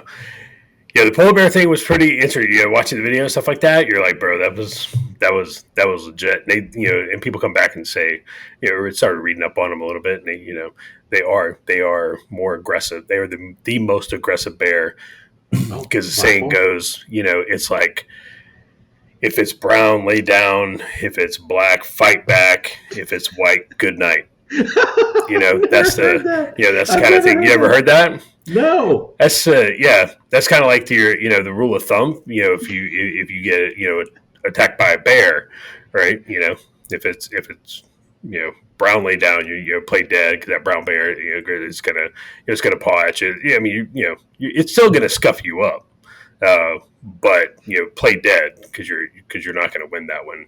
If it's black though, a black bear is it's gonna pull you down. It's just gonna start gnawing on you right then. So just to fight back, and then they say if it's white, good night. That's a wrap. Because the way I understand it, black bears. The way I understand it is that black bears are a little bit easier scared than the rest of them. So if you do fight back and like run at them, they may run away. They may run away because they're not as big, they're not as aggressive. So now if you're around their cub and it's a mama bear, yeah, dude, all bets are off. But so now that we're talking about nature and we're being all the crocodile hunter with it. So, I know I want to kill all the great whites and I want to kill all the polar bears, but what's the impact on the environment to completely eliminating apex predators like that? I mean, what do great whites, like? I understand like birds and insects and stuff like that, keeping everything in check, but like, what do great whites really keep in check? What do polar bears really keep in check? Because when I watch these nature things about polar bears in particular, those things are just trying to survive at all times. At all times, they're nearly starving until they fattened up and they go into hibernation. But like, what are we upsetting in the balance of nature by killing all the great whites and polar bears? That's a good question. I don't know. I think that Oh, No, man. I mean, I'm not Jesus, and I don't know everything. As I'm finding out. So, So if you don't know that, then let me ask you a question. Unless you're about to say something important. What are no, you it about to wasn't say? important. Go ahead and ask. Well, nothing we say or nothing that comes out of this I podcast was is about to truly say important. we're talking about hunting polar bears and sharks to extinction. We're not talking about anything important right now. So let me ask you a question, and I think you'll get this right. And I'm going to give you like 10 seconds to think about it. Okay. What do you think to human beings historically is the most deadly animal in existence? Mosquito. Boom, you got it. I said that to somebody last night, or not last night, the night before, because one of the people up here is real concerned with mosquitoes. And these people are professors at Texas Tech. They teach, and they're real concerned about mosquitoes. And I was sitting next to them at the city council meeting, and they were like, "Oh, we're the ones always complain about mosquitoes." And I said, "Yep, uh, one of the most deadly living forms of nature. That's an animal that's ever existed on this planet." And they looked at me like I had male genitalia growing out of my forehead, and I'm like, "Really? You guys don't understand how deadly mosquitoes are? I mean, historically, I mean, they are. It's crazy. Just look at the numbers, and it's like these are professors. But I don't know. Do they truly not So, understand? yeah, they definitely don't understand. So, I mean, even a quick search, the American Mosquito Control Association, which I didn't know was a thing until right now, they kill and cause suffering more than any other organism. Over 1 million people worldwide die from mosquito-borne diseases per year. See, and I think that's modern numbers. Those are Yeah, numbers from modern day. And yeah, yeah, you said any other organism. That even yeah. surprises me. I was just talking about animals because I don't think bacteria are considered animals or viruses or things like that. So, Unbelievable. so if you go like one of the hits is the Illinois government, which not necessarily the best resource considering they just ended cash bail, but that's for a different podcast. Yeah, they're saying mosquitoes transmitting malaria kill 2 to 3 million people per year. Yeah. Well, that sounds about Yeah, right. yeah. I mean, when you think about it, it's like what kills more people every year. What animal insect? Yeah, it's a mosquito. Because think of all, dengue fever, yellow fever, malaria. All that stuff that they transmit, especially when you're talking in third world countries. Come on, man. Yeah, mosquito. That's a softball. That's a softball question. I need Um, to think of a but harder one then. yeah. So, yeah, the mosquito, easy, nothing, and it's everywhere, right? It's everywhere. Yeah, I don't know that you could kill all the mosquitoes to extinction. One, it'd be impossible. But two, even if you could, let's say you could, right? We'll take your shark and polar bear, question with the mosquito. You do start upsetting the balance of Yes. nature if you kill the mosquito I because so yep, many yep, things depend on them. yep, With the yep. sharks, I don't know what they do. Polar bears, like you said, man, I don't. Dude, polar bears can go away, because if you schwack all the polar bears, okay, so you have more seals, and people like seals. Baby seals are cute, so people will be happy if you do it. Speaking of bears, all right. So last thing on bears, and then we can get back to mosquitoes and any other animal that's out there killing. Oh, I tell you what, I got a question for you while I tell this bear story. What animal in Africa kills more people every year than any other animal? All right, so think about that. So I want to go out west. I want to go on, I want to go do an elk hunt. I want to do a mule deer hunt. I want to do a bison hunt, whatever. Right? I want to go out west and hunt. And so I was watching this video from this on this YouTube channel. It's called Fresh Tracks. It's a guy named Randy Newman. And when we were out in Kansas, one of my wife's cousin's husband, and I think he listens. I know her cousins listen. So Jarrett is his name. He got me hooked on this YouTube channel, watching this guy. Well, I got down the rabbit hole, and there was this guide and a hunter, and they were out in I forget if it was Montana or Wyoming, and they were out elk hunting. This guy wanted elk hunt, got out there. The guy's from Florida, and so they're out. The guy kills his elk. Everything's good to go, and now they're like, okay, we got to get to work. And normally he says this guy's telling the story. He talks about how the guide normally wore his pistol right here on his chest when he's out in the backcountry and stuff, which is very common. You see a lot of folks doing that, and it's easily accessible, and especially in the event of a predator attack. Well, they leave their guns with their horses, which are not near them while they are field dressing this freshly schwacked elk. And a mama grizzly and a cub shows up, and they decide that they want that elk more than humans do. So long story short, this bear starts mauling him. Like, he goes after the guy, starts, just gnawing on him, and there's chaos, and they're trying to fight it off, and the customer or the hunter who's being guided, he doesn't know how to. He said he was a Glock. He doesn't know how to work a Glock. He doesn't know how to work a semi-automatic How pistol. do you not know how to operate a Glock? I was like, that was my first thing. I was like, then you're really not a hunter if you don't know how to operate a pistol. It's the most basic pistol out there. Like, it's super simple, point, click. Oh, nothing happens. Let me rack the slide. Oh, look, now something will happen. Anyway, but this guy he got mauled to death by this bear. The hunter had to run away, to get up the hill to get a cell phone signal to call, for help. And this whole thing, but we're talking about bears. I just thought I'd throw that in there, as a quick story. So that's I got you. That's a disheartening story. Don't know how to operate a Glock. Sometimes I worry about my wife being able to, rack one on a pistol that's a little bit tougher, right?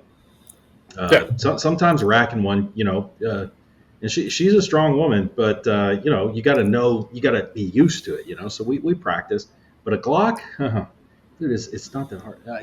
That's what I took away. Yeah. Never mind. The guy got mauled to death. Be like, but tell me more about the guy who could rack a slide on a Glock. There were two tragedies there. There were definitely two tragedies there.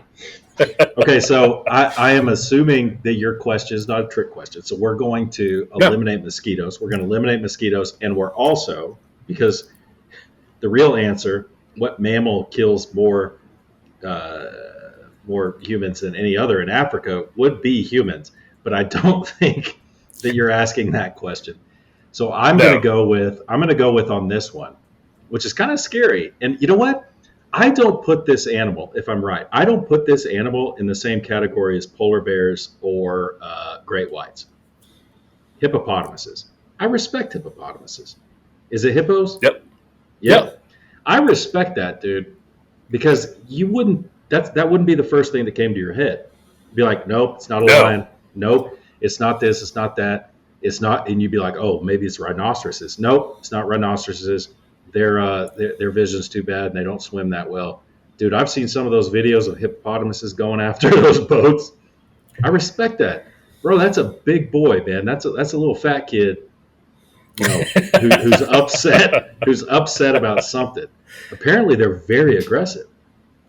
Yeah. So I didn't know that, and went to when I went to Africa, spent 6 months in Africa in the Horn. I got a chance to, when I was in Kenya, we got a chance to go up to this place called Lake Naivasha. And it's not too far north of Nairobi. And we got to go spend 2 days up there, on safari. And so we're in a boat, we're out on the lake, and we're talking to he called himself the boat captain. Like, we're in like this wooden john boat, right? He's like, I'm the captain. It's like, okay, bro, whatever. Just, don't sink it. And we see a bunch of hippos, And he's like, all right, yeah, we'll go over there. We'll check him out. And he got kind of, he didn't get close, but he got close enough we could see that they were hippos and, they're in the water, playing and stuff like that. And we were like, hey, man, can you get any closer? And he was like, no, we're not going to go closer. And I was like, well, why? He's like, because they'll kill you. I was like, what? I was like, it's a hippo. Like, it's a hippo, man. Like, you look at this thing, it's like, you think, you're like, how agile is that thing? And then two, like, really, it's a hippo, man. How aggressive is that thing? And so he got to talking. He was like, hippos kill more people, in Africa than any animal every year, notwithstanding mosquitoes. And I was like, really? Are you serious? And he's like, yeah. He's like, look it up. And so ever since then, I started reading on like how like hippos attacking people. And people would be, in their lakes and rivers swimming and, stuff like that. And the next thing you know, it's not a croc that's grabbing you. It's a hippo, because they can walk underwater. They'll walk on the bottom of these rivers and stuff for a long way. Apparently they can hold their breath for a while. And these things are just walking along the bottom, hanging out. And then, they come up on you and they're like, let me try this out. And their teeth are super long. They're not, they're not canines, but they just have these really, really long teeth. And obviously their bite, strength when they close that jaw, I don't know if it's equivalent to an alligator or whatever, but once they latch on, man, that's a wrap, because you're going to the bottom, and you're staying there until you're not Scuba Steve, you're not going to make it out. But yeah, man, hippos. Bitch ass hippos only run at 19 miles an hour, which is faster than 95% of human beings. So, but white rhinoceros run at 31. That's crazy. But what? The rhinoceros runs 31. Hippo runs at 19. I'm trying to get how fast they swim, and 5 miles an hour, which is a lot faster than you think. Humans. Oh yeah. Yeah, that's fast. But yeah, I think that hippos, I believe, because I watched a thing on this. I didn't learn the lesson in Africa like you did, but I did watch a thing on Animal Planet or whatever it was on hippos, and I understand that when the dude said, yeah, we're not getting any closer, they're super.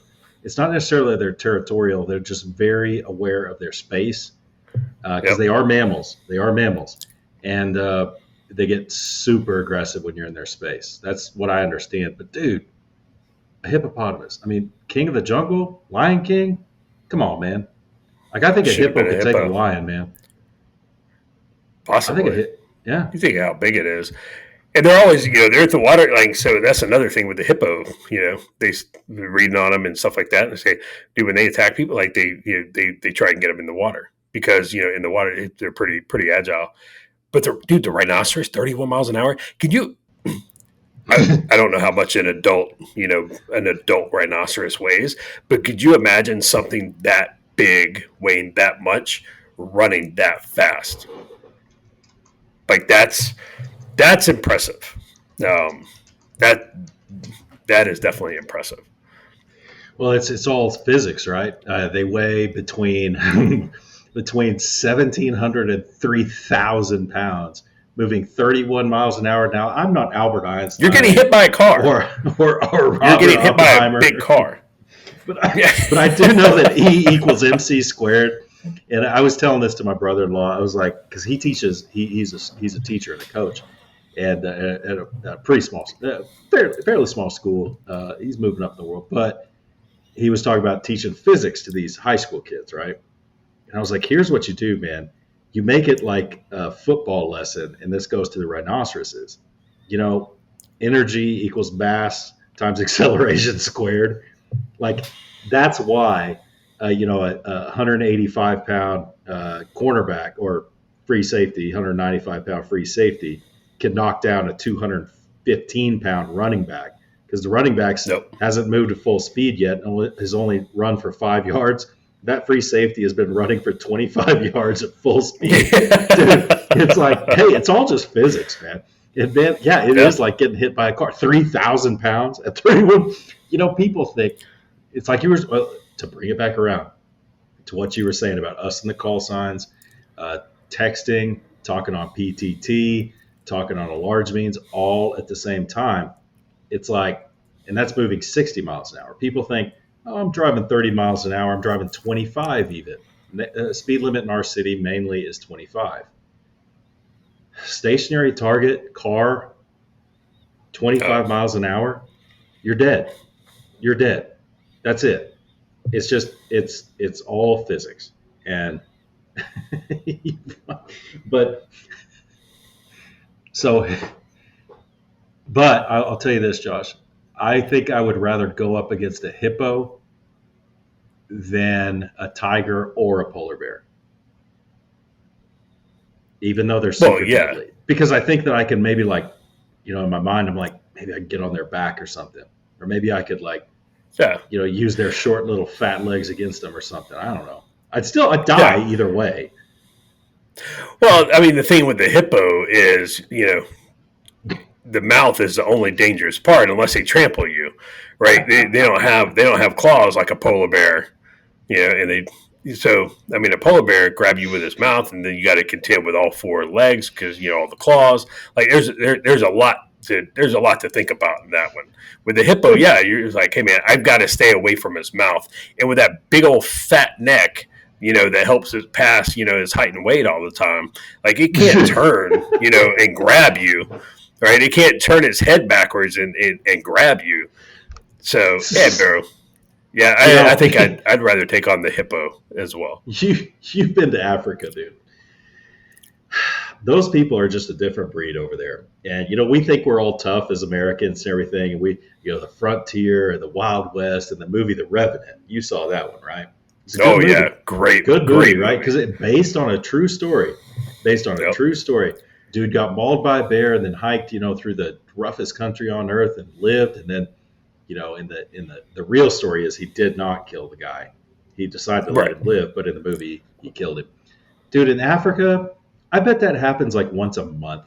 Some dude gets mauled by a hippo, a gator, a lion, and that dude or chick drags themselves through the freaking savannah or whatever and lives through it. It's like, where are all the movies about the tough Africans, dude, man? Because those people are crazy, but they're tough, dude. They're tough and they're crazy. Yeah, 100%. 100%. We got to, if you're ever in Nairobi, literally right next to the airport in Nairobi is a place called Nairobi National. And it's a, choose your own adventure, drive through on your own, basically safari. You drive in there and whatever's there is there, right? There's no fence keeping things in, no nothing. But there are, there's lions, zebras, giraffes, everything in there. And so we were driving through and we were kind of out of the back, the back 40. And there was this little ranger, Kenyan ranger station. And so we stopped, we pulled in because they had, some exhibits of stuff and everything. So we pulled in, we're talking to them and everything. And they start talking. We were like, could they have this little exhibit about poaching, because poaching is a massive problem, obviously in Africa, especially with elephants and ivory and everything. And there are so many laws in a lot of African countries against poaching. But you can kill somebody like a human being, and they'd be like, okay, bro. You kill an elephant, like you're done. Like they're gonna dismember you. Like quarter you, like everything. And so we got to talking to them, and we were like, hey, poachers. And they were like, yeah, we have a problem with poachers, blah, blah. It was like, oh, what do you do when you catch them? And the guy starts talking, he's like, what do you mean? And we're like, well, when you catch somebody poaching, what do you do? And he goes, well, I mean, we just take care of it. And you're like, well, what do you mean you take care of it? And, it didn't dawn on me right there. It took me a couple of seconds. It was like, oh, dude. They're like, yeah. They're like, we just go ahead and take care of them wherever they are. He's like, hey, man, animals got to eat too. It's a free meal. And birds got to eat, same as worms. That's right. Josie Wales. And so they just leave them out there. But, and then we asked, like, hey, how many people get hurt in here and stuff like that. And they're like, yeah, every once in a while somebody will get out of their car. It's like the idiots in Yellowstone, not that the Africans ate it because they have to live amongst them. The people in Yellowstone are really idiots. The lady standing up, walks up to the bison and she's like, "Oh, it's cute. It's not that." And the next thing you know, she's like, "Oh, I just got gored." And you're like, "What are you doing?" Like it's a wildlife animal, but they are, dude. So the last one, it was a story in the book. Right? The cobra. Yeah, and that's a good one. That's right. A good one. So there's this cobra, and this dude is not afraid of it. He's like, "Oh, I'm going to smack it with basically my African version of a croc, his big rubber sandal." And he's like, "I'm going to smack it, and then when I smack it, I'll stun it and I'll grab it and I'll get it out of here." And you're like, "Well, that's a cobra." But what? No, you are not Steve Irwin. What's wrong with you? I mean, it was a cobra. If it was a stingray, then Steve Irwin wouldn't have been able to handle that. But poor Steve Irwin, dude. That was bad, man. I genuinely he was a genuinely good dude from from everything I ever read about him. He was a genuinely good dude. And for a stingray, terrible. Freak accident happens to three people every 10 years, but it does happen, which is the weirdest thing. It's insane. So this has been the Animal Planet episode for the most part. What the hell? I don't know, man. Yeah, I don't know. I had something in my head, but then you told a cobra story, and I'm like, ugh. And I had to text my buddy because I gave this guy doesn't listen to podcasts. I'm going to get him to start listening because he's one of us. This guy Mike. I gave him a copy of the book, and when you said the cobra thing, I was like, I had to text him. I was like, have you read any of the book yet? Because the cobra is, when people talk to me about that book, they invariably they always talk about King Cobra, right? That was the title of the short story, right? Yeah, it was that or Cobra Commander or something. Cobra Commander. No, it was Cobra Commander. You're right. Yeah. Africa, dude. It's. You've seen Blood Diamond, right? Yeah. You've seen Lord of War. Yep. Yeah. I mean, those are Hollywood versions, but it's like, Hollywood over Hollywoodizes everything, including The Covenant, with the movie we talked about on this podcast. But the crazy shit in Africa, I mean, those movies, I'm not saying it's all over Hollywoodized, but it's closer to the truth than any of the Iraq or Afghanistan movies. Because Africa, like, you correct me if I'm wrong, because this is my experience. You walk around Africa and it's like you'll see something every day that you thought, boy, I never thought I would see that in my entire life. Every single day you see something that's like, well, that's shocking, or shocking. It's shocking on different levels, but it's like I never would have imagined I'd ever see anything like this in my life. Like little kids, their shoes are soda bottles, like 2-liter soda bottles, crushed down, tied down by reeds or any kind of twine they could find. That's their shoes. It's like, wow. A stop sign spelled wrong, SOTP. It's like every day you see something like that. It's like, dude, it's crazy, man. But I guess I'm racist, right? Must be racist. Yeah, probably. So, remember in Blood Diamond when, he's like, this is Africa. That was basically like the reason for everything. Like, that's a legit thing. People, Africans, pick a country, on that continent, they will tell you, you ask like, hey, well, why can't we do this? Or, why is this taking so long? Or, why did this happen? Or like, this is Africa. It's Africa. It's Africa. Right. And it's just like, it's the inshallah of, of that continent. It is crazy. And it doesn't matter what country you go to. It's the same. Yeah. It's the same every country you go to. And Africa to me is a lot like Afghanistan used to be, because I always felt, I don't know what it is, like, I always felt like Afghanistan has this draw.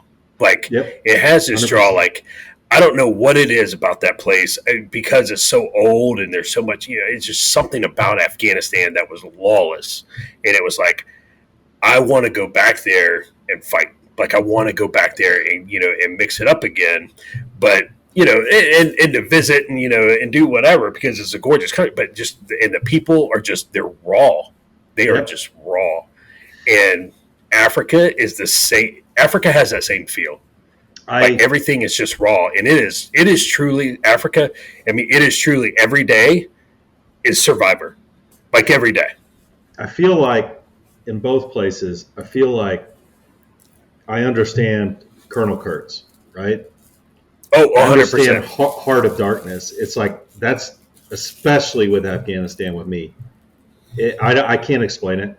It's not necessarily that I want to move there and fight. That wasn't necessarily it because we were there. It was part of it. But I understood that Colonel Kurt's mindset. It's like I could be here.